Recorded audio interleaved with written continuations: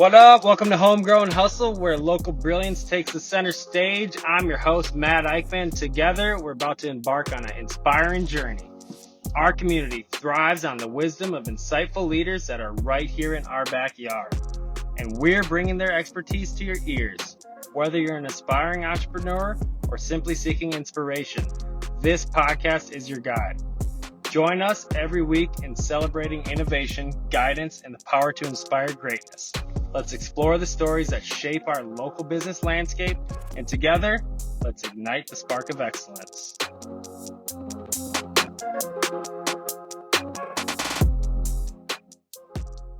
What up? Matt Eickman with the Homegrown Hustle podcast here. I'm with the CEO of Lakeside Decking, Mr. Josh Ferri. Super excited to have him on the show. How you doing today, Josh? Pretty good. It's sunny outside. Oh, man, it's sunny outside, but in here, we're getting after it. So let's just get right to it, Josh. I've known you for only about a year now, and based on what I've seen you do in that year, there's quite a few things that I think our audience can learn quite a bit from. So I'm really looking forward to this episode. So you've been installing decks based off the name of your business. That's pretty straightforward, right? It's what we do, yeah. But you've done something that's really special, and I want to ask you just right out the gate. So you've been able to remove yourself from actually just building the decks and doing, like, being the guy out there running around like a chicken with his head cut off, and you're actually building a team. Yeah. Something I don't see a lot of with people that are in your role unless they've done it for quite a few years. Yeah, you made this happen in a year. Tell me a little bit about how that happened. Yeah.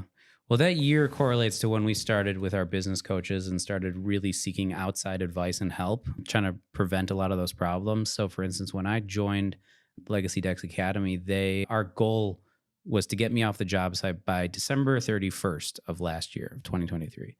And I was off the job site on August 16th of 2023. So a good, half a year almost-ish early than anticipated. It was just a very quick understanding that I couldn't do what I wanted to do and realize the possibilities if I was answering the phone on a ladder while nailing in.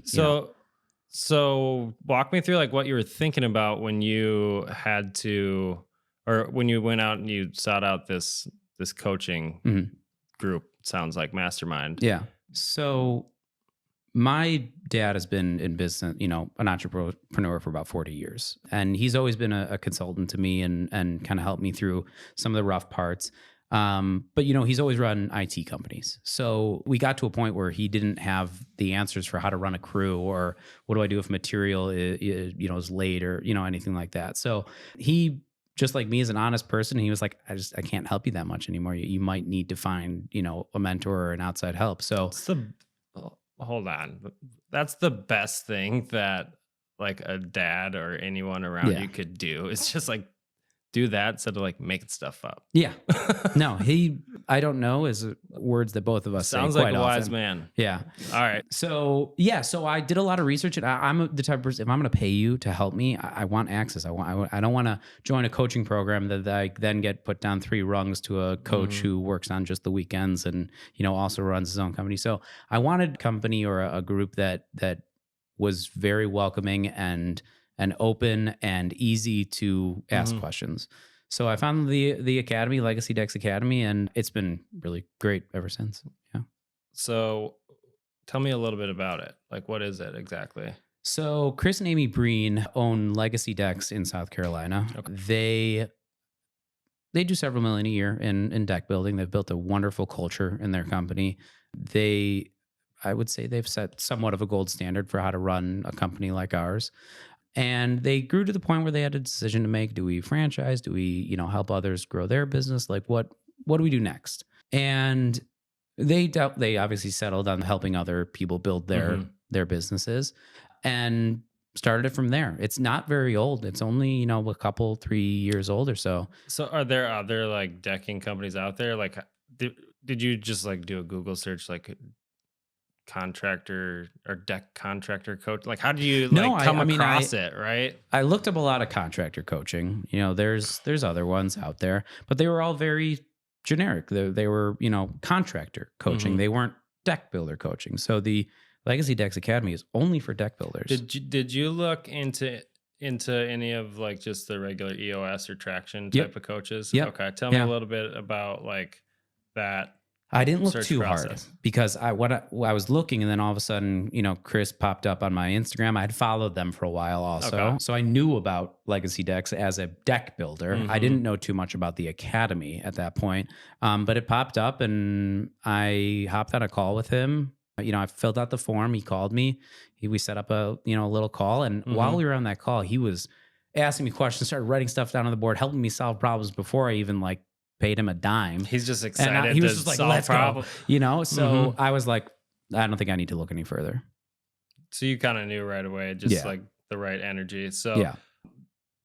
So tell me like why or how being part of a group like that has impacted your business. Like what are some of the things that is there anything that there's like no way you would have been able to figure it out and be where you're at right now?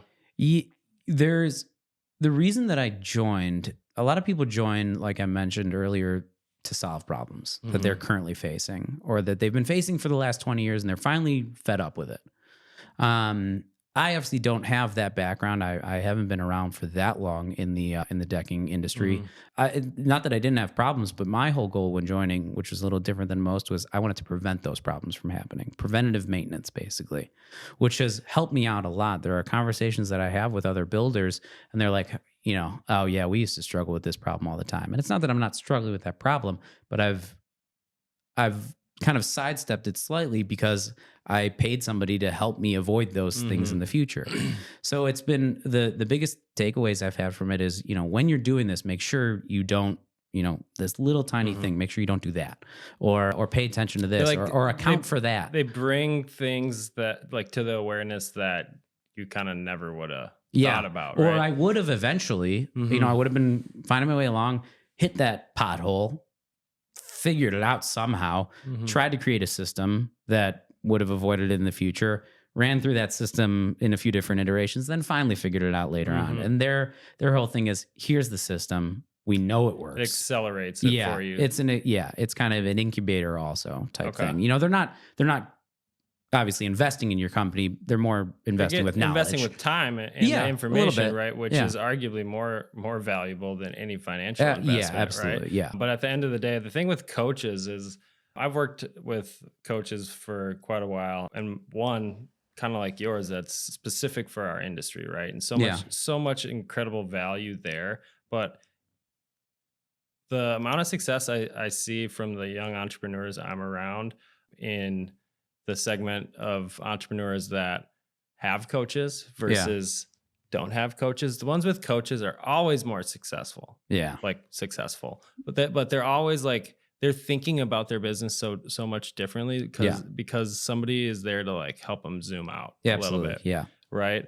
I mean, and the first thing that we do when you join that coaching program, for instance, is like day one, figure out your numbers. Okay. Most people in our industry, in the trades, are undervaluing themselves. They're undervaluing their service, their labor, everything, and they're not charging enough to actually meet the overhead. But they're also not charging enough to grow. Let's talk about that a little bit, because there's a few people I know that they just kind of started their own business. They got out of a partnership or a contractor situation they had, and now they're trying to do this. How do you even figure out how to price it right? Because that's something a lot of people struggle with, and even when you've been in business for a while. Yeah. So, I'm not gonna listen. I just hired my dad as our CFO. I'm not gonna pretend like I'm the guru of money. In fact, I like to pay people to take care of the things that they're professionals at. So smart. So I have a daily finance meeting with him and whatnot, but so I don't want to accidentally explain this too simple, but my understanding is you figure out what your monthly expenses are. You figure out what you want to do. I want to hire this person. I want to get a new truck. Or what you need to do. I need to hire this person. I need to get a new truck. I need to get into an office space. And then through magic, abracadabra. No, through a series of obviously, equations or whatever it is on our spreadsheet, it tells you what your multiplier is, your markup. What do I need to not only cover my nut, but also cover future's nut? So, that's another thing the Academy helped me out with was setting me up with that. But, I can only speak to deck building. For me, it is, here are my materials, here's my labor, here's what I need to mark both of those up by to not only provide the service I want to for my clients, but also what I tell my clients, and one of the reasons I'd like them to go with me is I will give you a very large warranty. It's outside. It's Mother Nature, Father Time in Minnesota, undefeated. So something's gonna happen. Okay, I can build you the brick shithouse deck, but somebody's gonna get drunk and run into a railing, and you need something fixed. 10 years from now, I don't want you to call my number and a laundromat answers because I went out of business because I wasn't pricing things right. So people have this weird thing like that. Contractors should always be the lowest priced. I always want to go with the lowest bid. The problem with that is you call them in 5 years and they're not there because they were always the lowest bid.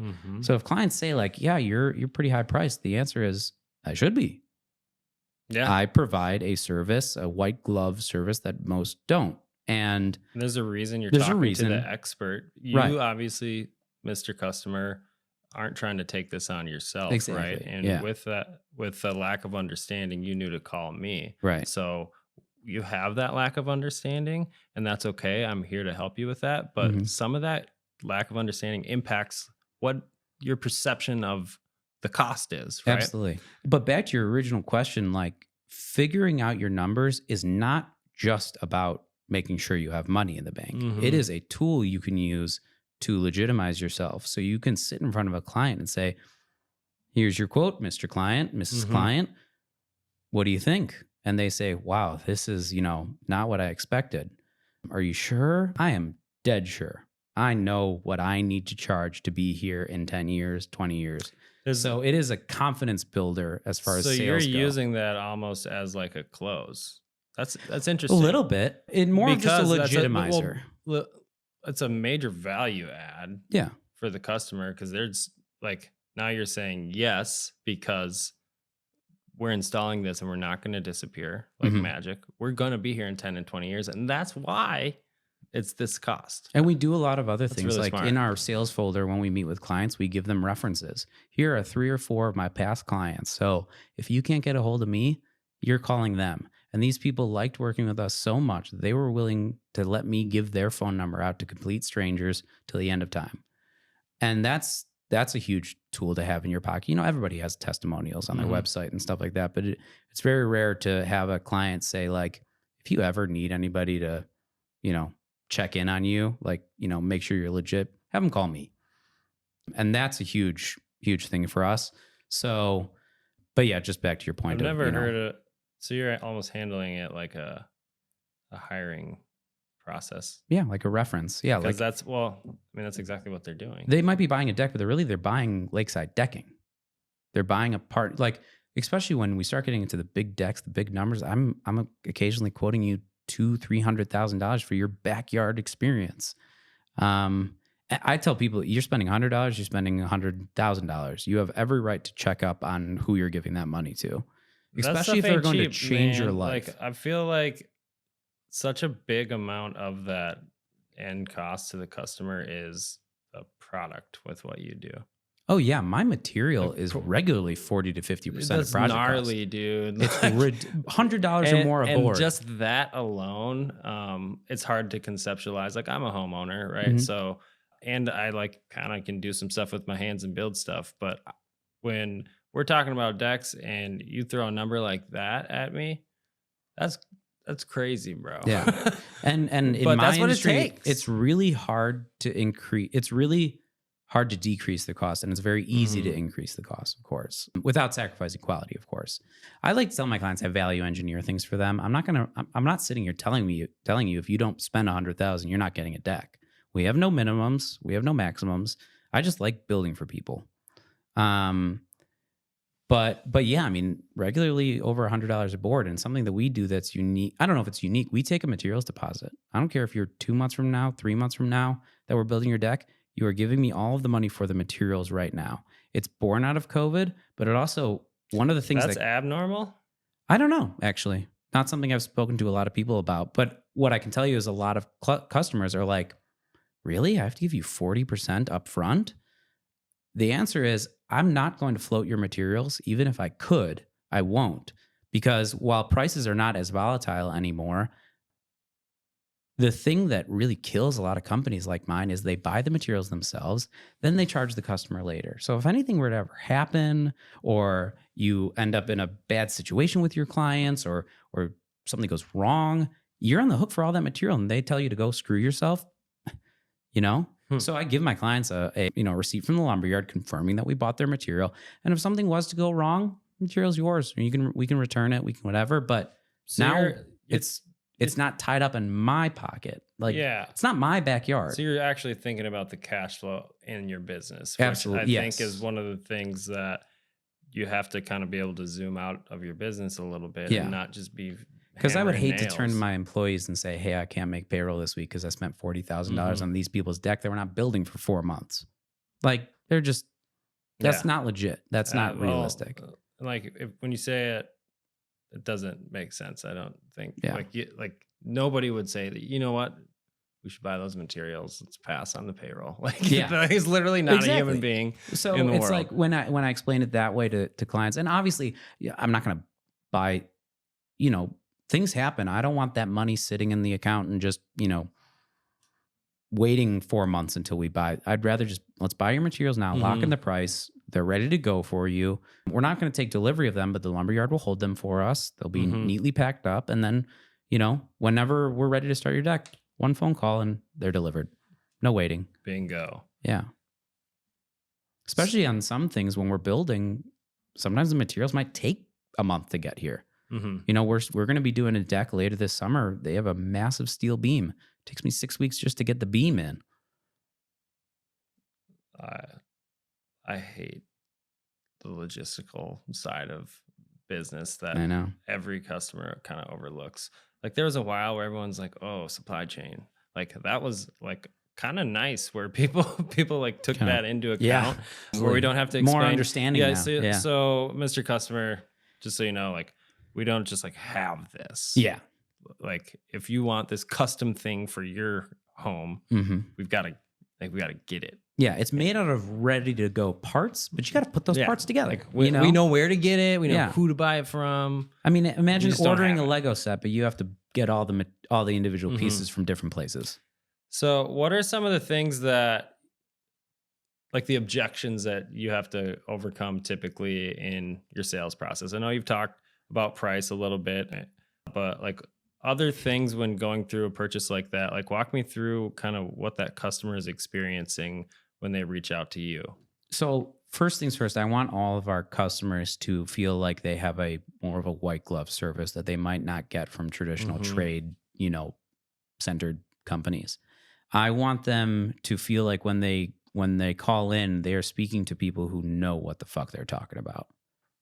So one of the biggest objections that we get from clients outside of price, like, let's just set price aside for a second. One of the biggest things that clients will bring up to me is when we give our estimates, it is one number. It is not a broken down structure. This is what it will cost for me to build your deck. To build a good deck, you have to design a good deck. And to design a good deck with engineering now and code and this, that, and the other, it could take 15, 20 hours. I'm not going to put that into your estimate, for free. I'm not going to work for free. So we actually we do charge for design. I'll give you an estimate. You'll get that for free. But a lot of times, and that number is just one number. It's this is how much your deck will cost. And if there's some options in there, I'll break those out. This is how much your deck would be if you had screens or without screens or a drainage system or lights. But I don't break out like labor, decking, framing, railing, screws. Because what are you going to do? Walk into a showroom at a dealership and buy a car and not the seats or not the tires? Yeah. Like, obviously, you can choose whether or not you want the nicer stereo system. I'm not unreasonable in that, but I'm not going to work a tremendous amount of hours to tell you, okay, if you went with these screws, you'd be this much less, or, So sometimes clients, especially the more analytical clients, definitely more like clients who are in the financial industries and stuff like that, they tell me, like, can we get more of a breakdown? Here's the problem. If I haven't designed your deck, which I don't think anybody reasonably would expect me to spend 15 to 20 hours to design your deck just for you to say no anyways. So if I haven't designed your deck, how do I know what my materials are going to cost, or how do I know what things might happen? Now, there are people who are probably listening to this podcast who say like, I know what my material is going to cost. It's pretty average. But in my space, just the area that we operate in, there is no decks that are the same. So I regularly run into situations where an inspector will come back and say, hey, you need to do this because you're on this hill, you're close to the lake. We don't build cookie cutter decks. So this is just I adapt to the market that I'm in. So that's one of the biggest and you're pretty much exclusively in the Wayzata, Lake Minnetonka market. Lake Minnetonka market, yeah. I mean, we go into Plymouth, West Metro, St. Louis Park, probably up to like Maple Grove, down to like Chanhassen. But you really can't be trekking across all over the place. Right? I don't want to be. Well, it becomes so difficult when you have multiple job sites going, all the materials, for getting screws, stuff like that, right? So why that area? Happenstance. I moved to Minnesota in end of 2019, beginning of 2020. My wife is from here. Her parents lived in Hopkins, and me and my family, my parents moved here too.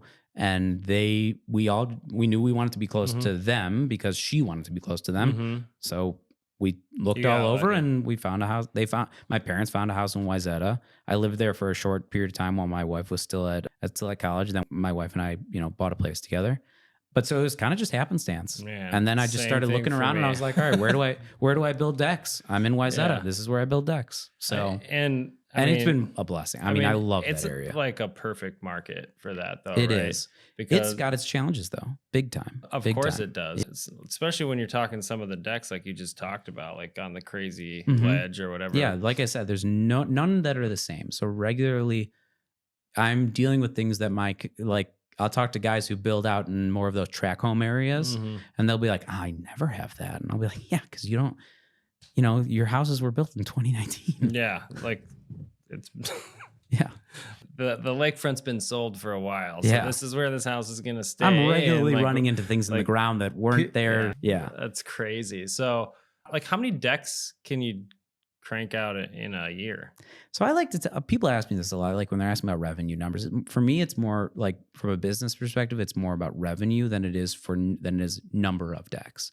Because for me, what I'm starting to realize through this coaching program and through talking to other people that we operate in somewhat of a kind of a niche market in terms of what type of decks we build.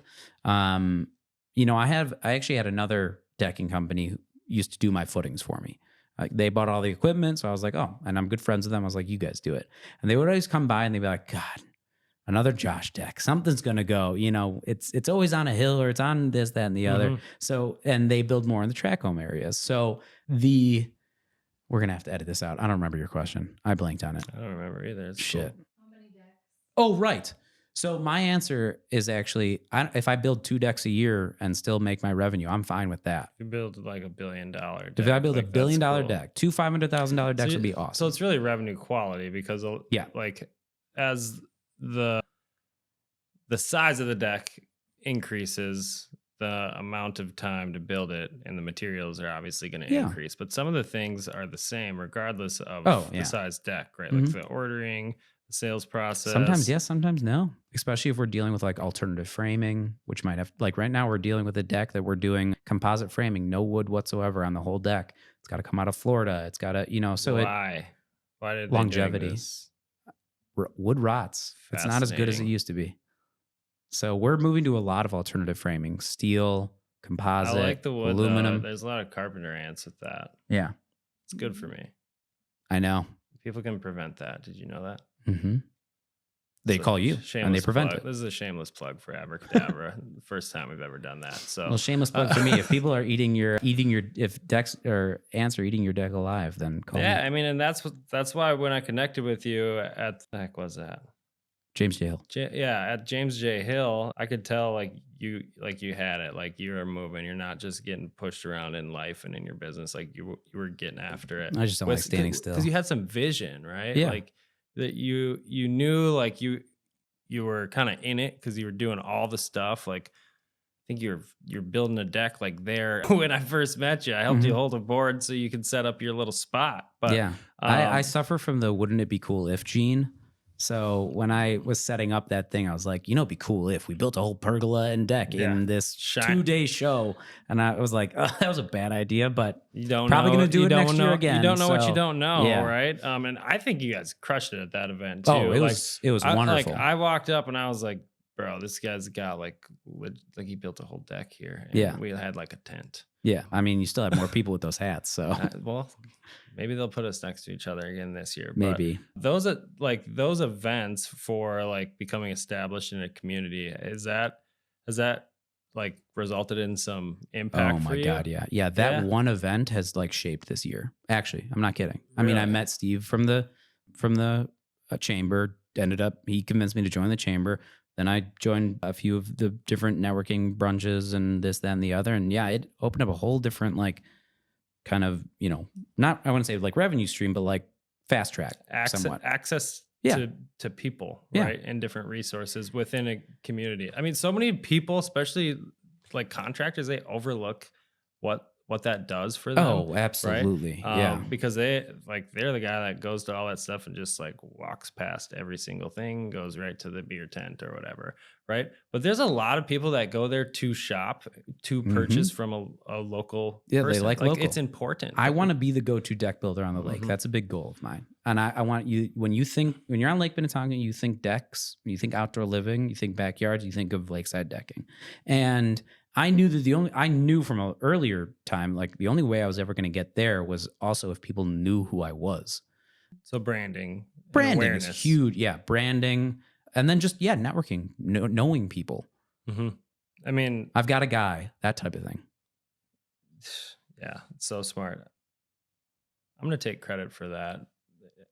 You remember any questions I was asking you at that event? Yeah. I was writing everything down. I told you it was free. Yeah. I'm not charging you for this one either, but next time. I'm just kidding. No, man. Like I could see it. There was, with all the questions you were asking, like you just needed like little pieces, right? Little things, right? And there was like that unawareness when you're in that like ambitious, eager learning stage, which a lot of us don't know what you don't know. Yeah, you don't know what you don't know, but you want to freaking figure it out somehow, right?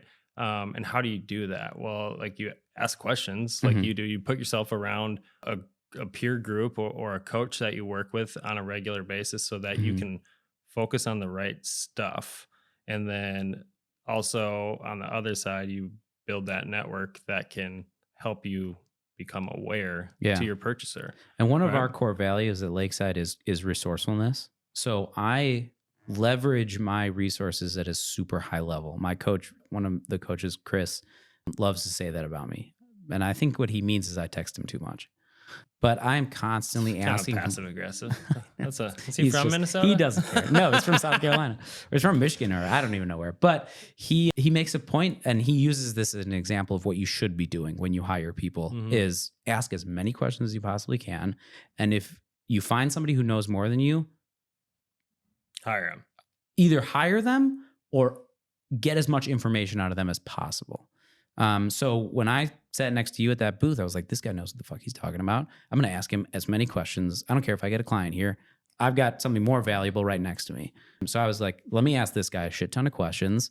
Cause he obviously knows what he's doing about marketing, although he won't tell me where he gets his stuff from. Oh, I got you, bro. I'm calling you out on your own podcast. Wow. No, we're talking about trinkets. It doesn't even matter.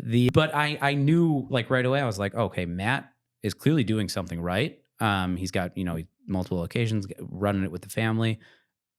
What do I need to know that I don't know? I'm just gonna start asking until I figure it out.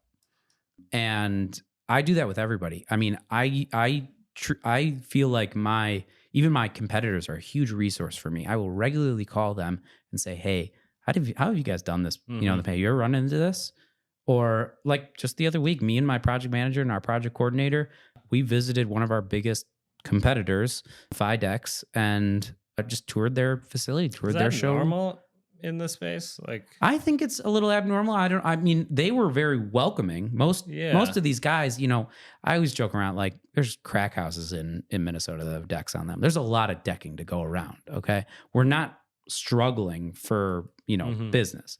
So if all of us were busy for the next 5 years, I think we'd all still be busy after 5 years. But that being said, like, I've just never really felt like if we're all still going to be busy and there's people who are going to go with us for different reasons, why not just be more of a kind of like a friend thing? Like, obviously I go up against these guys all the time. I show up to a client's house and they got the other guy's brochure sitting there. Smart. And I'm like, oh, I know Nick, or I know Tim, I know Brian. They are nice guys. Like, competition is good for business too. Yeah. And then having relationships with those competitors it allows you to, like, it opens up so many resources. And like, make sure that the industry that you're in, especially with a hyper local community, like it's not viewed in a negative way because of one or two experiences, right?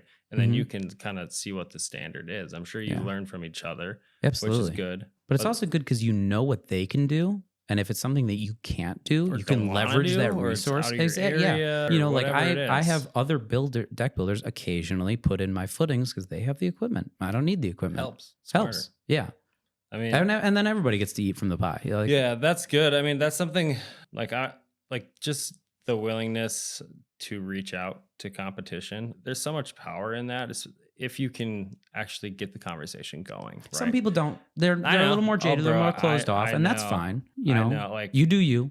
Like, the industry that I'm in, like, it's getting younger now, but for the longest time, like, it was a much older generation, right? Yeah. And connecting with them is just different, right? Like, I mean, I'm still 29. The average person in my industry is 52, I think. Yeah. And they're leaving. And still hammering nails and stuff, right? So you have that vision and you're like building this machine, right? So I want to talk to you a little bit about like the decking versus those companies out there that are like such and such decking, landscape, gutters and siding, and like they just do everything. They do right? everything. Yeah. So, exteriors. Yeah. You know, like, so like, do you get into some of that other stuff as a byproduct of the work you do? Like, you're just super laser as a focused? byproduct. Like, I need a gutter guy to put in the gutters in my drainage systems and decks, that type of thing. I'm not gonna fuck around with gutters. Okay. But never, like, for instance, if clients ask me to do something like, oh, can you just change out? Nope, I don't go inside. I don't touch light switches. We don't do doors. Nope. I know what I'm good at, and I'm not going to risk the longevity of my company on something I'm not good at. And I'm not also licensed to do, certain things, but I also I don't want to. What I tell clients is, okay, listen, when you need to, rewire a room, who do you call? An electrician. When you need to, change out, you have a cracked pipe, you have a leak, who do you call? A plumber. You call a specialist for that thing that you're doing. Deck building in Minnesota, at least, should be the same. There are tips, tricks, nuances within how to build an exterior structure in Minnesota that you want somebody who knows what they're doing. So and that's starting to catch on. I'm now more recently regularly getting calls from clients who say, I got a bid from such and such painting for the deck. And I don't know. I just don't really trust that they know what they're doing with deck building. So I really want a deck builder. Because the name says painting. Exactly. I'm not kidding. It happens. So don't get me wrong. I mean, the guys who do everything and decks probably build you a good deck. But it's like, do you want the guy who is putting a roof on that morning to then come build your deck in the afternoon? Or do you want the guy who built a deck in the morning come to build your deck in the afternoon? It's like the subject matter expert, like you said, right? You're trying to find those people that do the things right and like keep them close so you can get that information. If you're a homeowner or business owner for that matter, and you're trying to accomplish something, why wouldn't you want it to be done with a subject matter expert that can then perform that and execute at the highest level? Exactly. And especially because if you think about it, like the guys who do so and decks, they might not be investing in their own knowledge of what's available to them. So for instance, like I mentioned, that alternative framing, composite framing, steel framing, a lot of those guys, they're not going to touch that stuff. They don't want to learn it. They don't want to, whatever. But if this is all I do, I have to learn about those things. Okay. I go to Deck Expo. I go to International Builder Show. I do a lot of things to keep up on what's new so that when a client presents me with an issue that they're trying to solve, I say like, oh, you know what? They actually have this product that solves that right away. We don't even have to worry about it anymore. So So it's no longer just about slapping you kind of boards just down. like just had a little epiphany. Like you have this immense willingness to learn that impacts your ability to grow your business quickly. Well, I mentioned that, it'd be cool if Gene. Yeah, so that's true. It would be cool if we built this whole thing out of steel. No, I totally get it, bro. Like that's like a superpower, but it's also like the kryptonite a little bit. Like, but more so in like, if you're not careful, it can crush you. Yeah. If you're not careful, you dabble into something, you fuck around and find out.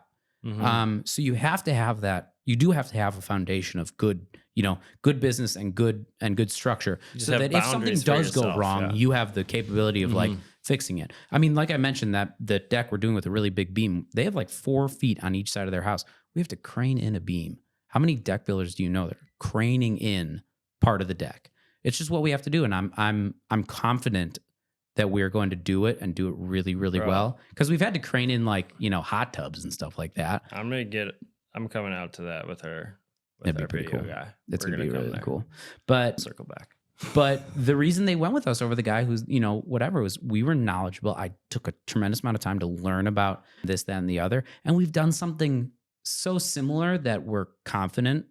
But yeah, we're always trying new things. And we have engineers who back us up, or we have, the people who have the, stamps of approval. Like, don't you ever get like scared to fail or worried about the failure? I mean, I'm not going to pretend like I don't, but What do you think about when you're in one of those situations? Sometimes my wife tells me I lack emotion too much, and I feel like sometimes fear is one of those things. And it's not that I'm not fearful. Fear is not a factor for you. Yeah, sorry. Exactly. No, I wake up in hot sweats sometimes. I do. I'm like, there are times where I go to my wife and I'm like, I have no idea how we're going to do this. I've said yes. I've got to do it, And there's things that I'm fearful of all the time, but I have this possibly not great mentality on business, which is if you build it, they will come. Yeah. Which smart is a really risky proposition. Mm-hmm. Like if you're basically, saying yes and then figuring it out later. And I did a lot of that. I don't do as much of that now. Now I have the knowledge base and the experience and the the backing to do it. But yeah, in the beginning there was a lot of we could do that, and then I'll figure it out. Just some straight cowboy confidence. Yeah, exactly, absolutely. But with a touch of reality, like I know I can do it. I just got to figure it out. Somebody else has done it, so dude, there's no reason I can't. Like that's another characteristic that I see in a lot of young, quick growing businesses and entrepreneurs is that gene that you just talked about, like the how hard could it be type thing. Yeah, like how hard could it be? Oh, it's immensely hard, and you find out later. Well, but the confidence in yourself to be able to do that, a lot of human beings don't have that, and I feel like there's got to be some type of genetic quality there, because that's a differentiator between people that run businesses and people that don't. Yeah, absolutely. Right. Mm-hmm. So have you always had that? Tell me a little bit about where that confidence has come from. I think it comes from a lot of people claim I have ADHD. I have the one that child neuropsychologists were like, this kid has ADHD. Yeah. Okay. Not the I can't pay attention, I need Adderall. No, they were like, this guy, poster child. So when you have ADHD, you sometimes do things before you, just like a lot of people, you do things before you think about them. And so you either sink or swim. You either figure it out after you've said yes, or you've done it, and then now you got to fix it, or whatever. You apologize. Or else you just apologize. You're like, oh, sorry. But I think it comes from that. But also, I had great parents. They were very. My mom used to tell me, "I will always love you if you are a fry cook, but you better be the best fucking fry cook there. You better know how to cook fries. That. You better be able to cook fries for the Pope. Okay, I don't care what you do. I don't care what you do. You better do it really, really well. Or not even if you're not good at something, don't do it. That's fine. You don't have to force yourself into a situation where you're not good at something." She was like, but you just have to try. And my dad, I remember I once bombed a test that I thought I was going to do really, really well on. And he was like, I don't care. You tried really hard. Mm-hmm. And next time you'll do really well. I failed my first contractor's exam hard. I was not I prepared. don't know a lot of contractors that would say that out Oh, loud. I got the thing and they were like, good try. They didn't even write my score. That's how bad it was. But I also didn't know what I didn't know. So no, they wrote my score. It wasn't great. But I didn't know what I didn't know. I didn't know that you really have to know how to take those tests. It's not just really about knowledge, which is also goes to show like what a stupid system it is. It's about knowing how to find the answers than it is to know the answers. Because if you're going to, not to get on a tangent, if you're going to memorize the code book, you'll be spending years trying to do that. But yeah, it's going to change in a few months. It's changing for a few years. Yeah. So it's about your ability to find the answer and stay up on code or whatever. But I didn't know that, but I tried. And then I spent a couple months taking like, some classes. Okay, I got to do I got to try. Okay. And then, and even my, my business coach, he failed. He wanted to get a contractor's license for the state right next to them because they're close to the border. He failed. And he tells us, he was like, I didn't do it right. I didn't know what I didn't know. So being around a lot of people who are really confident in admitting what they don't know and their own failures has been very confidence building, because I guess you lose that fear of saying that you're not the best at something. Like if client says like, I went with this guy and he's using the material that even you recommend and he's less expensive, I'm like, go with that guy. That sounds like a good deal. As long as it's solid and he's going to do the thing. And I get it. Like there's budgetary constraints, but absolutely, as a business owner, and I've got sucked into this before, like not being able to like just walk away from it and like wanting, because I want to win like everything, learning how to say no to a client. Like it's hard. Yeah. Like firing a customer because they're not treating your team right, or very difficult. Like the getting a call for some random thing, like, oh yeah, sure, we'll do that. Chucking a number out there, like that's not. But having the confidence, and like having the confidence, like we look at I look at my clients and I'm like, I'm making sure you're a good fit for us. Savage. I mean, I say it in a nicer way. I say like, are we a good fit for you, and are you a good fit for us? We're going to be working together for the next 6 months. Yeah. Okay. Permitting, ordering materials, whatever, guys on site, and then fixing things, touch up items afterwards. Me and you are going to be part of each other's lives for the next we just finished a project that we started in December. Dude, just from different things. Not that we did anything wrong. It just took a while. This was back ordered. That was this, whatever. So me and this guy, we've known each other now going on almost almost so important. Yeah, super important. So I interview my clients. They interview me. I tell them, I politely say, I don't think we are going to fit the needs that you require for your project. Here are 3 people who I feel do. You help them solve the problems. I at least point them in the right direction. That's powerful though, dude. Because one of the things you talked about was like the lack of trust that some of your customers have right off the bat. Like, can I get a breakdown of this? Like they're asking that, or what I hear is like, where's this number coming from? I don't know this guy too well yet. Like there's like, I want more information, so then maybe I'll trust him more. Well, as contractors, we're always paying for the sins of other people's past. The contractor who ran away with your money, or the contractor who accidentally poked a hole in a water pipe and flooded your basement. Like you're always paying for the sins of other people's past. So when they're skeptical about not seeing the breakdown, I don't blame them. They don't know me. We've met twice. Okay, you got my number from Google. I came to your house. I'm now presenting you an estimate. I don't expect you to be like, oh yeah, whatever you say is good. No, but it'd be cool though. It'd be awesome. It's happened, but yeah.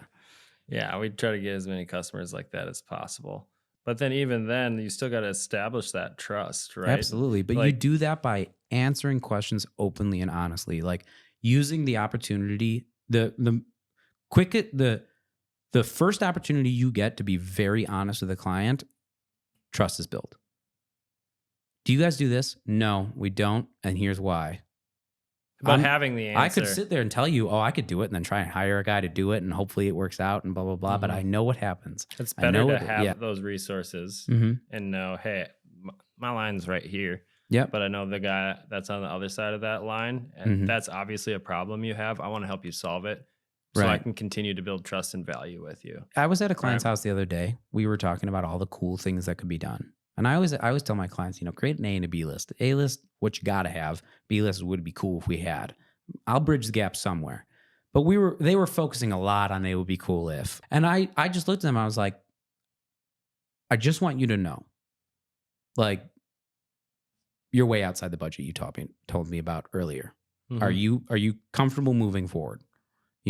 Just honest to them. Like, I'm not going to try and waste your time later on. If I can stop 2 weeks of work right here, right now, that's not going to go anywhere anyways, then I'm going to do it right now by being honest with you. What you want, you can't afford based on what you told me, or you can't afford it and you didn't want to tell me, that's fine. But just different spaces of honesty are very helpful when selling to a client. What are some ways that you like bridge that gap? Like, what gap? The gap between like what they think and what reality is. So what I tell my clients, if they call in and they say, "Hey, I want a deck," and I say, "Okay, great. How big is your deck?" And they have no idea. Some people are not spatially aware. It's totally fine. I say, "Okay, fine. Last year, our decks averaged between 30 and 45,000. Is that a number you're comfortable with?" "Oh my God, no way." "Okay, well, that's fine. I'm not saying your deck is going to be 30 to 45,000. I'm saying decks cost as much as cars do. Are you comfortable with that? The cheapest deck I can build you you can still buy a car for that same amount of money." And I think that helps them with the mind shift, because then they're like, "Okay, I'm going to talk to my husband, or I'm going to talk to my wife. I'll call you back." An analogy. Yeah. Like you give them a reference point. Exactly. And now you're giving them a financial benchmark. And what I tell my clients is, what I'm trying to determine, I have no minimums. I'll build you a deck as long as it's still to the building standards with the products that I recommend. I will build you that lower cost deck. I just want to make sure that you don't have yacht dreams with a pontoon budget. That's what I tell them. And they start to really, and I tell them to their face, like, if you have a pontoon budget, that's fine. There's a lot of parties happening on pontoons. We can make it happen. But just being honest with them and trying to get on their level, like, I can't afford my decks currently. Nothing like the cobbler's kids don't eat, or whatever that saying is. I can't afford my decks right now. I will maybe in the future, but I want to be respectful of people's hard-earned dollars. So I'm not just going to be like, "Oh yeah, we could do this, that, and the other," and then go to them and they can't afford it anyways. So and you're just blowing smoke up their rear end, and then you don't know how to solve it anyway. So it's like this whole big. And I can see the mindset shift in my clients when they say, "Okay, what would you do in this situation? Like, you've seen our house. What color would you go with?" They trust me that I'm like actually care about their best interests, because it's all about reputation. It's all about like, you should go with this guy. So you obviously have to put a lot of thought into your customer experience. So tell me like what you think about when you're talking customer experience, and you've got this 6-12 month time frame, and there's these checkpoints throughout that, right? But the beginning starts with, I don't know you, you don't know me, and the end is, we're done. You love me and you paid me. It's all about process for me. So I give my clients at their home, if we've gone to the point where we do a little bit of pre-qualifying, we talk to them about their project. But if we end up at that, I'm at their dining room table, I hand them a sheet that says the Lakeside Decking process, and it's got a step-by-step process of how we're going to take your deck from dream to reality. Okay. At any point during this, you don't know what the next step is or what ball is in whose court. I've done something wrong. So that is very helpful as far as our sales process and getting clients into that mindset that this is going to be a long-term thing. You're not getting your deck next week. Let's figure this out properly. But then also I try and dabble or introduce certain pattern disruptors, I guess you could call them. So for instance, one of the biggest things that we do that sets us apart from our competition is what we call our estimate presentation. A lot of people will come out to your house, take measurements, send you an email, say the words, "Let me know if you have any questions." Yeah. And I hate those words. I say them, but I don't like them because you lose so much nuance. You lose so much personality in an email. First of all, they could read it as, "Let me know if you have any questions, dumbass." They might read it the wrong way or something. So what I do with my clients, if they're serious and if we've determined a few budgetary things, I don't do this with everybody, but we hop on an estimate presentation. We hop on a Zoom call and I present your estimate to you. I have some slides based on what you want, and I pick and choose, 10 to 15, whatever slides. It takes about 15 minutes. But it gives them the opportunity to say like, "Okay, but what's included in that?" Or "What would you recommend here?"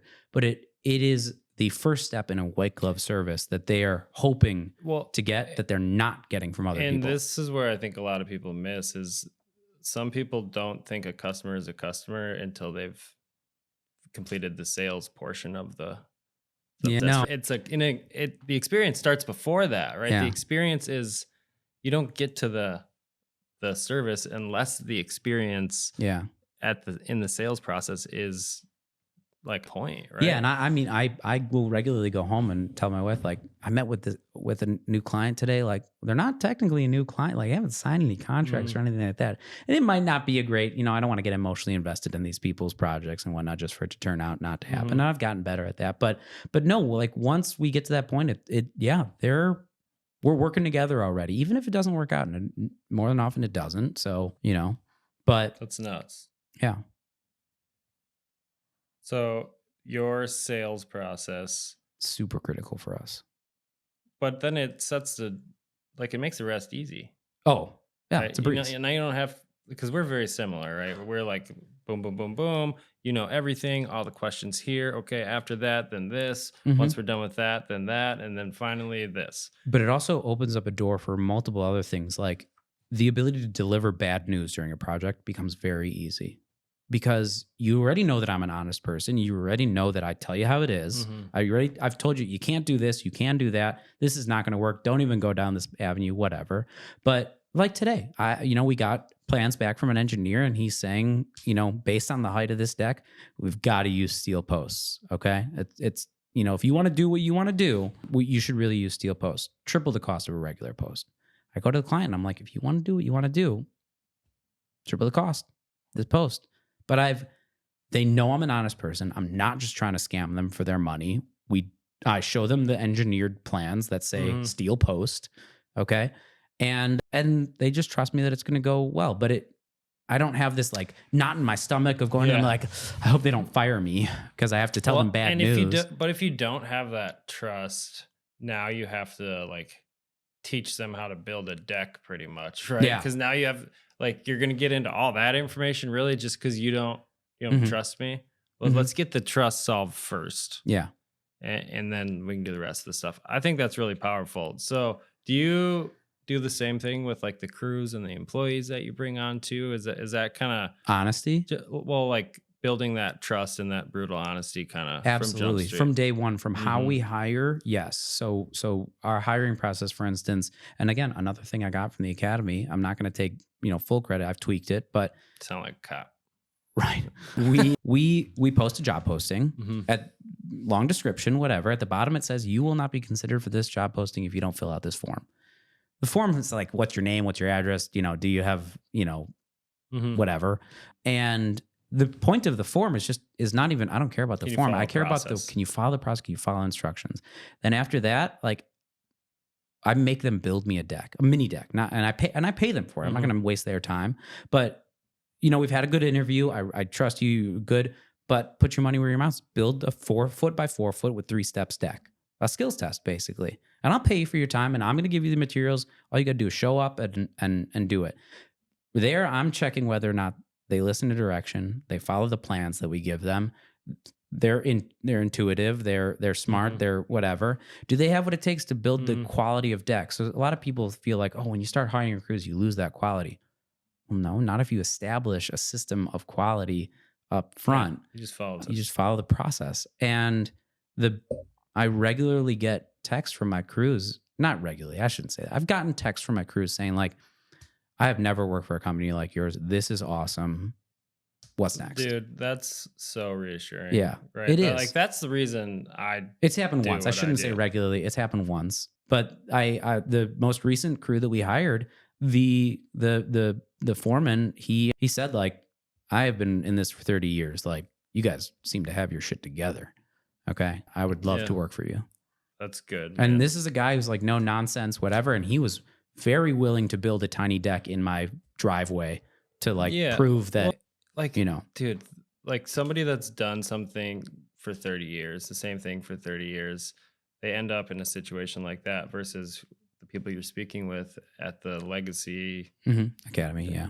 Like they've learned and elevated themselves to the point where they're they're not there, right? And they figured this stuff out. So experience, especially in trades for a homeowner, doesn't necessarily mean quality business to work with. Yeah. It means they can build a deck. Yeah. Right? You can build a deck. Yeah. And great. There's other crews that can build decks too. But how do I know this is the right deck builder company to make sure that this deck isn't going to fall apart? And then when I call the number, they're gone. Yeah, absolutely. And the guys that we hire, they're great guys. Some guys just want to build, and they're really good at it. And they want to use that skill and hone that skill. And it's something they've been doing for 30 years. And they just want to build beautiful decks and go home with and not with be fat treated pockets. like crap. And not be treated like crap. Be taken care of in whatever ways we can as companies these days. And just provide value to something bigger, either bigger than themselves. Like, people sometimes ask, like, you do all that just to hire a deck builder? Well, they're not just a deck builder. You have to, like, I don't think of Lakeside Decking as just a decking company. Yeah. Like, then you're devaluing what you do. Yeah. Yeah.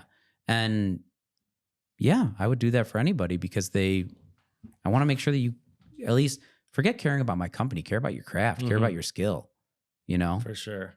So we're kind of getting to the end of our time here. This has been great. You're crushing it. You're probably going to have 1,000 crews next year based off the trajectory you have. So a couple questions for you. Like, do you have a particular area around Lake Minnetonka or a bay that you like to work in more than others? Like, what's your favorite one? You got to have a favorite. Gray's Bay is pretty cool. Gray's Bay is nice. And like, what's the biggest deck you've ever We just finished it. 1,700 square feet in Victoria. We literally just finished it yesterday. 1,700 square feet of deck building. It's massive. It's multiple different areas in their yard. They have a lot of land, and it's a big, fascinating. Okay, I didn't even know you could make a deck that big. Let's see, what pests do you run into the most when you're taking down a deck that you're about to redo? Wasps. All the time. I knew it. What's even worse is when they hide in the railing posts of the railing that you're taking. Yep. So especially in cable railing. Preach. They will hide in the holes, and then you start taking it apart and they come out. Yeah. Gotten right here before, right? That's right in the leg. That's where it's like you got like this phantom stinging insect. Like, you have no idea where they're at unless you're hanging out there trying to find them. But every time you walk past the area, they'll get you. Yeah. That's good for us. It's job security. So carpenter ants, you run into that type of stuff too? Not too much. I don't know if they, what we see that in is a lot more cedar decks, like cedar built decks. So they don't like too much treated lumber, but I couldn't tell you. I mean, that makes total sense. We've definitely run into them before, especially when a portion of the deck connects to the house. They'll be more inside the house than they will be in the deck. I didn't say that. You said that. That happens all the time. Yes. Let me see. Where do you think Lakeside's going to be in 2 years?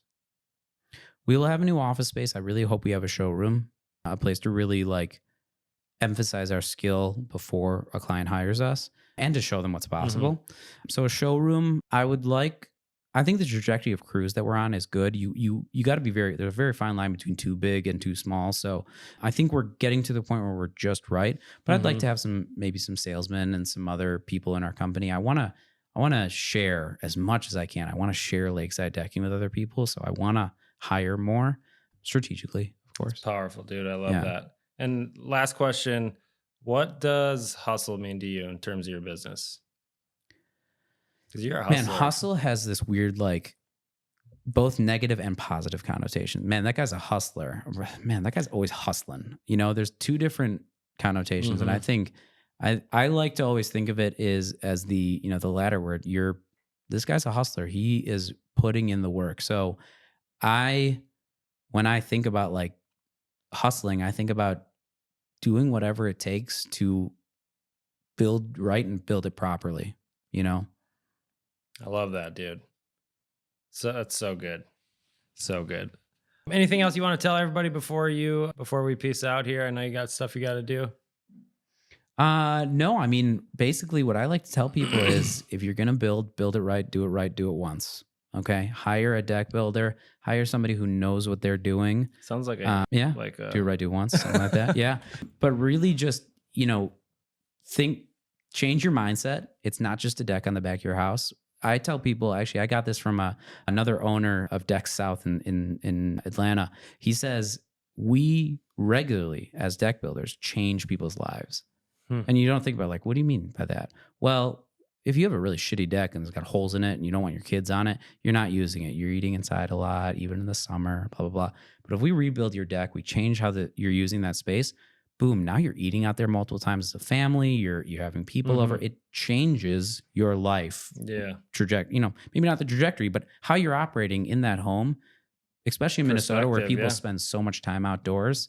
Yeah, well, I mean, we're like, change your mindset a little bit about, you have to reframe and reposition that. Yeah. That's awesome, dude. All right. So if somebody's looking to get a deck on the west side of the cities, what's the best way for them to get in contact with you? Well, you can go to our website, lakesidedecking.com, fill out the form. You can find our number on Google. You can call me directly.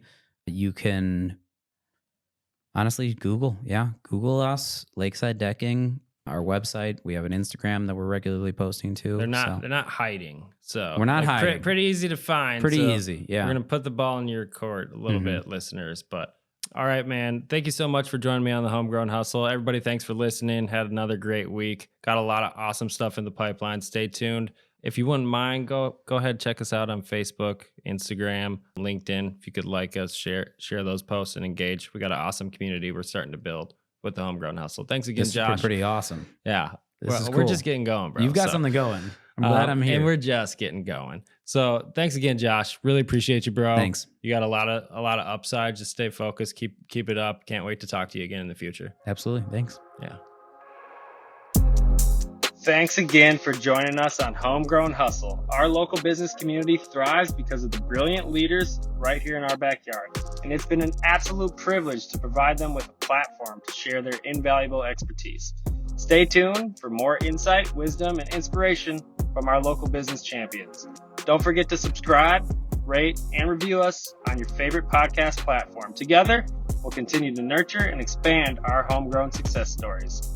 Matt Eickman signing off until our next insightful episode.